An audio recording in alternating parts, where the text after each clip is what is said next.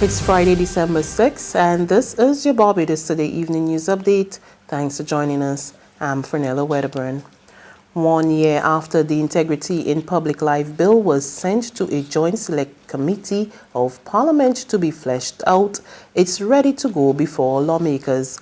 Attorney General Dale Marshall today revealed that the long-awaited legislation will be debated when the House meets on Tuesday, December 17.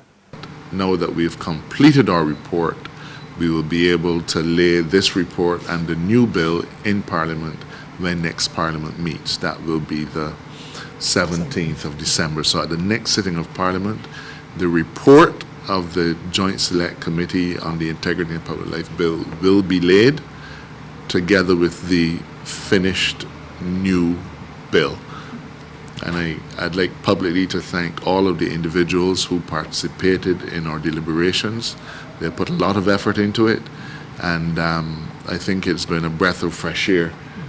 The way in which the public has accepted our various invitations to comment on legislation and the openness with which we've conducted our business. More manpower and resources are needed if the Labour Department is to adequately crack down on unsafe conditions in workplaces.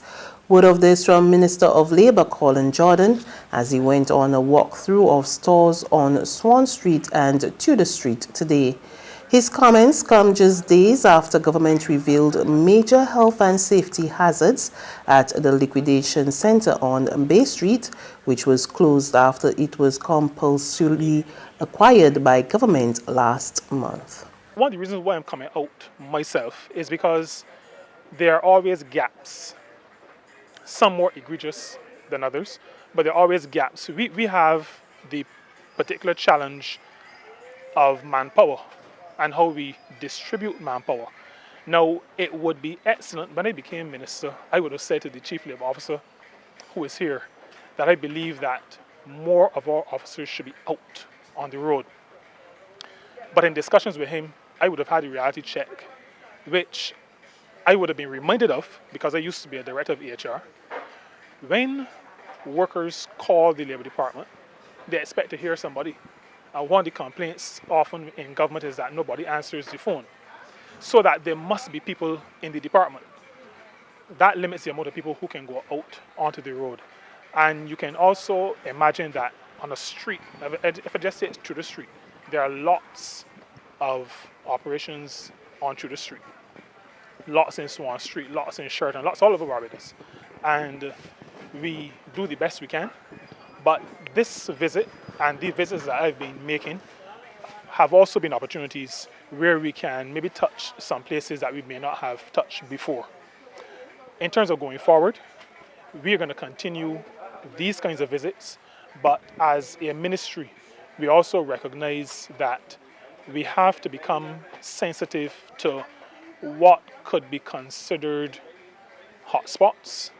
The Frederick Smith Secondary School will host a national rally against the violence and a march in the city next Wednesday. The event comes on the heels of the November 8th fatal stabbing of Tamario Holder by one of his peers at the Trent's St. James School. Holder was laid to rest on Wednesday. The rally will feature a number of speeches and musical presentations. All schools have been invited to participate. A new partnership between two state-owned regulatory agencies will result in more timely decisions on critical issues. Today, the Financial Services Commission and the Fair Trading Commission signed a memorandum of understanding, paving the way for a more seamless transfer of information between them. Chief Executive Officer of the FTC, Sandra Seeley, said the two sides started work on the MOU back in June this year, and she believes the move will benefit the public.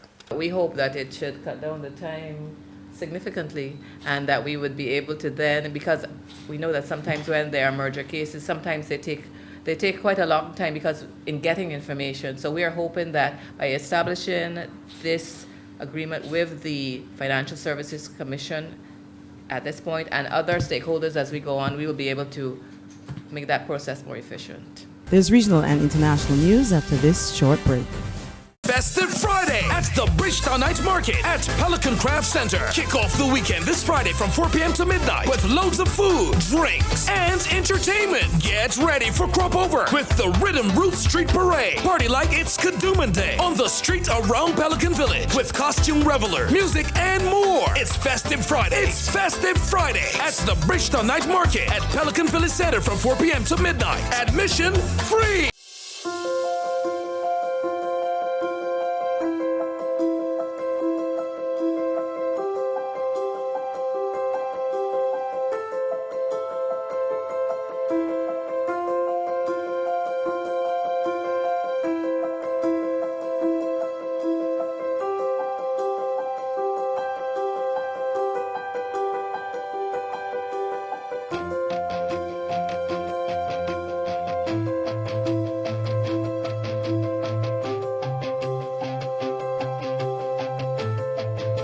Barbados Today, news you can trust.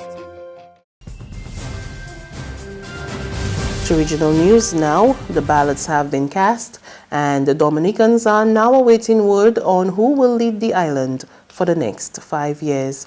According to reports, there was a strong turnout of the island's more than 74,000 eligible voters. Officials report smooth voting amid some claims of irregularities. Prime Minister Roosevelt Skerritt was upbeat and confident after casting his ballot. Prime Minister Roosevelt Skerritt cast his ballot in the capital in support of his wife Melissa Popon Skerritt, who is seeking to become a parliamentarian, as in the case of the wives of the Prime Ministers of Antigua and Barbuda and Jamaica.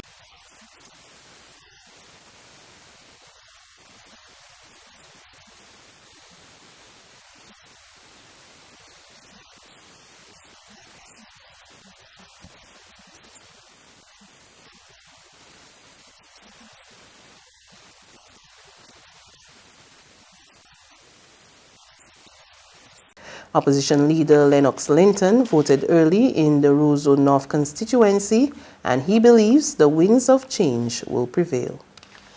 On the international scene, a member of the Saudi Air Force visiting the United States for military training was the suspect in a shooting that killed 4 people and injured 8 at a U.S. Navy base in Florida on Friday, the state governor and other officials said. We get the details from Reuters Television.